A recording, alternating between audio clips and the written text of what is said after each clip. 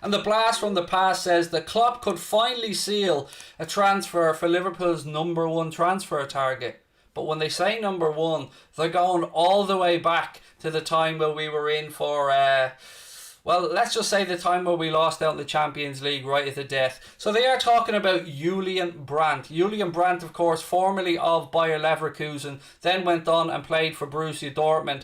And it seems because of limited opportunities there, and this, I think, story originates from the Mirror. They speak about Liverpool having been linked with him back in 2017 before we went on to get Mohamed Salah. And look what a signing Mo was. I mean, we definitely came out tickety-boo on that one, didn't we? But they go on to say that the 25-year-old looks like he could be surplus to requirements. And the really interesting thing here, £17 million is the number being mentioned for Julian Brandt.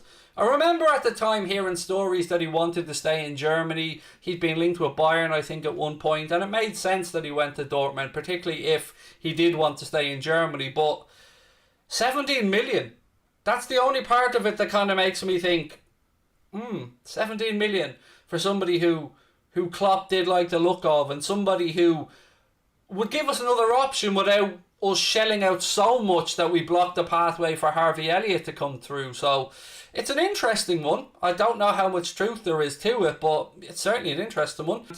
Walter said, "Oh, let's go, that's class." I don't know if you mean about Julian Brandt, mate, or the shirt.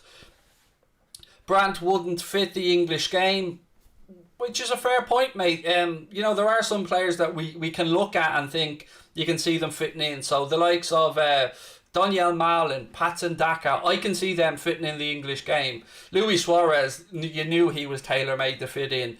But yeah, there are some players as well that you look at and we have doubts about. But what I will say is, if the manager wants them, usually that's enough to make me think that he sees something that us mere mortals don't.